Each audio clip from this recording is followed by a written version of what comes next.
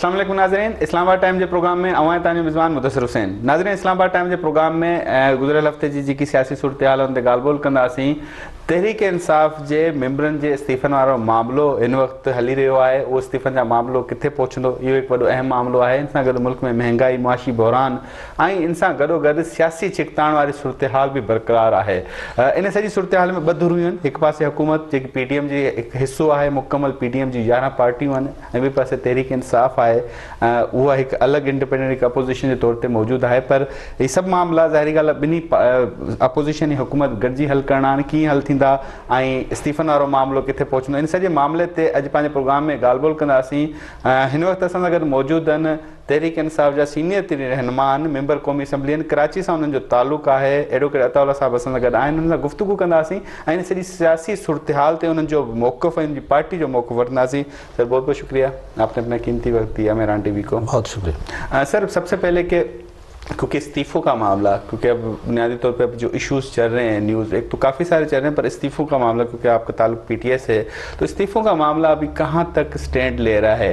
क्योंकि वो राजा साहब कह रहे हैं कि अलग अलग सिंगल इनफरादी तौर पे आए तो हम इस्तीफ़े कबूल करेंगे, इज्तिमाई तौर पे कबूल नहीं करेंगे, तो आप अलग अलग ही चले जाएँ। बिस्मिल्लाहिर्रहमानिर्रहीम, शुक्रिया। एक तो सबसे पहले मैं बताता चलूँ कि ये नीयत का मसला है, हुकूमत का इस्तीफ़ों का मामला नहीं है। और उसकी वजह ये है कि स्पीकर साहब से आज हमारी मुलाकात हुई तो उन्होंने ये कहा कि जी आप अलग अलग से आएँ, इनफरादी तौर पर मैं बुलाऊंगा और आपसे मैं कंफर्म कराऊंगा। तो हमने स्पीकर से ये सवाल किया, असद कैसर साहब ने ये सवाल किया कि जो 11 इस्तीफ़े कबूल किए हैं, एक्सेप्ट किए हैं, तो वो भी तो इनफरादी तौर पर नहीं आए थे और ना उनके अपने हाथ से लिख के भी इस्तीफ़े थे, तो वो आपने कबूल किए। तो स्पीकर साहब का जवाब ये था कि चूंकि उन्होंने ट्वीट किए थे या कोई TV प्रोग्राम में उन्होंने एक्सेप्ट किया था कि हमने इस्तीफ़े दिए हैं, तो हमने ये कहा कि हमने भी तो ट्वीट भी किए हैं इस्तीफ़े, हमने TV प्रोग्रामों में भी बोला है मुख्तलिफ। लेकिन उसके साथ साथ स्पीकर साहब ने एक और बात की जो बड़ी अजीब है और जिससे मैं नीयत की बात कर रहा हूँ, वो ये कि स्पीकर साहब ने कहा कि आप अगर इनफरादी तौर पर हमारे पास आते हैं और आप अपने हाथ से लिख के भी इस्तीफ़े लेके आते हैं, उसके बावजूद भी अगर मुझे कहीं से फ़ोन आता है कि इस फलाने मेंबर पे दबाव है तो मैं इस्तीफ़ा एक्सेप्ट नहीं करूँगा। इसका मतलब ये था कि वो ये बताना चाह रहे थे कि हम अगर चाहेंगे तो इस्तीफ़े कबूल करेंगे, अगर हम नहीं चाहेंगे तो इस्तीफ़े कबूल नहीं करेंगे। अच्छा, नहीं अताउल्ला साहब, ये तो बात आप सही करें, लेकिन उन्होंने रेफरेंस भी दिया ना कि कराची के आपके कि मैंने हाई कोर्ट में चले गए हैं, तो इसी वजह से शायद उनको डाउट है कि शायद ये दबाव के तहत इस्तीफे ले रहे हैं। देखिए, हम एक तो हमने असेंबली कानूनी तौर पे स्पीकर का डाउट कंसिडर किया जाता है। देखिए जी, स्पीकर का सवाबदीद होता है, वैसे तो स्पीकर का सवाबदीद है वो जो बेहतर समझते हैं, और आइन में भी उसका जिक्र है और रूल्स में भी लिखा हुआ है कि किस तरीके कार किया है। लेकिन जब आप असेंबली फ्लोर पे खड़े होके ये कह देते हैं, सुप्रीम कोर्ट का एक फैसला भी है कि जब आप असेंबली फ्लोर पे खड़े होके ये कह देते हैं कि मैं इस असेंबली से रिजाइन करता हूं, तो फिर जो बाकी सारा प्रोसीजर है वो खत्म हो जाता है। वैसे तो स्पीकर के पास है इख्तियार, लेकिन जब एक मेंबर खड़े हो, इमरान खान साहब ने कहा था फार्मूला कि मैं असेंबली के इजलास में आके 1 बाय 1 खड़े होके अपना ऐलान करेंगे इस्तीफा, वो वाला अपना लें तरीका अगर आप देना चाहते हैं। देखिए, हमने जो सबसे पहले जब हम असेंबली से निकल रहे थे तो शाह महमूद कुरैशी साहब ने ऐलान किया था और उसके तायीद में हम सारे बिहाफ ऐलान किया था ना कि मैं सब ये इस्तीफे दे रहे हैं मेरे जी, तो हम सारे एमएनएस खड़े हो गए और हमने कहा कि जी हम इस्तीफे दे रहे हैं। आज भी हम एक एक भी करके तैयार हैं। हम ऐसे करते हैं कि हम स्पीकर के पास चले जाते हैं, लेकिन हमें खदशा ये है कि ये फिर से ये करेंगे कि 1-2 के इस्तीफे मंजूर करेंगे, उसके बाद जो है स्पीकर साहब वफद के साथ कहीं बाहर चले जाएंगे और बाकी इस्तीफे लटक जाएंगे। क्या फार्मूला है वैसे आवाम की नॉलेज के लिए? इज्तिमाई इस्तीफों से आपको क्या बेनिफिट होगा? क्या आप समझते हैं इज्तिमाई इस्तीफों से इलेक्शन हो जाएगा? देखिए, मैं समझता हूँ कि जो जिस तरह से ये हमारी हुकूमत ख़त्म की गई थी, तो ये गैर कानूनी अमल था, एक रजीम चेंज था। जिस तरह से सिंध हाउस में लोगों को यरगमाल बनाकर, देखे ना, अगर इस स्पीकर को ये है कि कोई मेंबर आके इस्तीफा दे रहा है उस पर दबाव हो सकता है, तो सिंध हाउस में बैठाए हुए जो मेंबरान थे उन पे दबाव नहीं था। उन्होंने तो वोट नहीं दिया ना, वो हाँ, उसकी एक वजह थी। उसकी वजह ये थी कि हमारे जो अलाइज थे उनको ये दिखाया गया कि ये PTI की मेंबरान हमारे साथ हैं, इनकी हुकूमत तो खत्म हो गई है, लिहाजा आप छोड़ दें। उन्होंने अलाइज ने हमें छोड़ दिया, उनका वोट जो है वो नहीं लिया।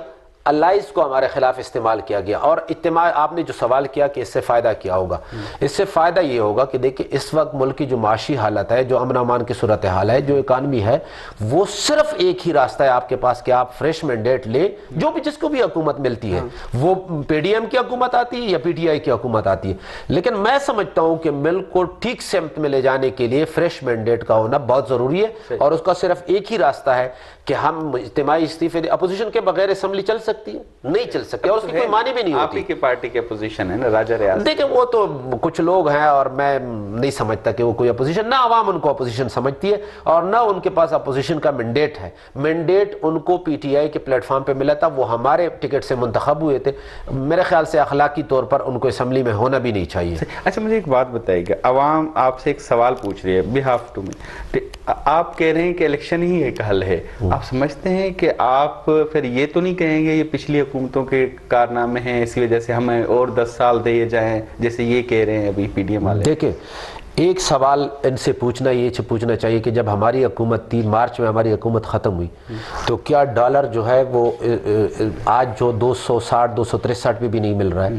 کیا مہنگائی کی یہی صورتحال تھی؟ کیا بدامنی تھی؟ خدا نخواستہ نہیں تھی.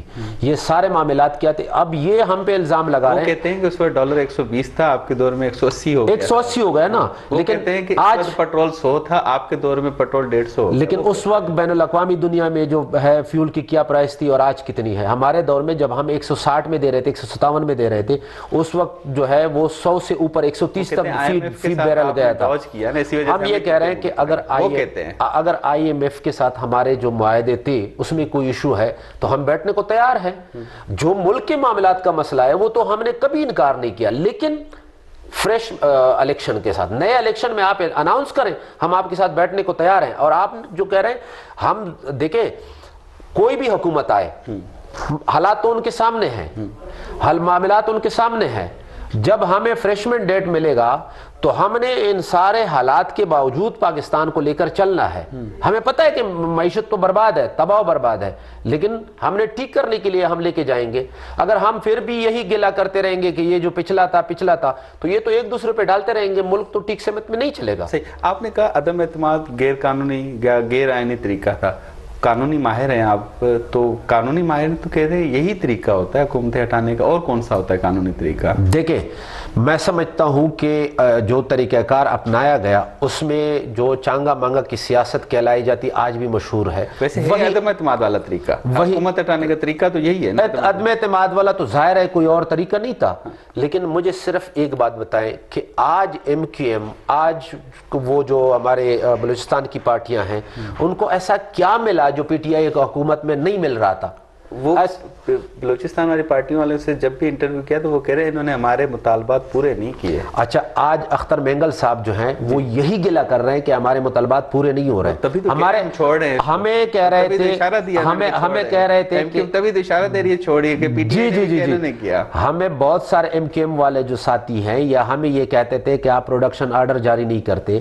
آج علی وزیر کے پروڈکشن آرڈر جاری ہو رہے ہیں، اسی طرح نہیں ہو رہے ہیں. کچھ معاملات میں جہاں ہم بے بس تھے یا وہاں وہ یہ بھی بے بس ہیں. اور آج بلوچستان کے حالات، وزیرستان کے حالات، جنوبی اضلاع میں خدا نخواستہ کے پی کے میں کیا ہو رہا ہے؟ یہ کدھر سے آئے؟ یہ لوگ اچانک، یہ لوگ کہاں سے آئے؟ یہ دہشت گرد کہاں سے آئے؟ ان سے حکومت نہیں چل رہی ہے. صرف اکانومی نہیں، ملکی حالات بھی انتہائی، امن و امان کی صورتحال انتہائی خراب ہے. اور خدا نخواستہ اللہ نہ کرے کہ کوئی اور بدامنی پہلے، لیکن حالات انتہائی خراب ہے. عطا صاحب بریک لیتے، بریک کے بعد مزید گفتگو اس سلسلے کو جاری رکھیں. ناظرین بریک تھا وٹھوں، بریک کھاں پو عطا صاحب سے گال گل سلسلے کے جاری رکھنا سے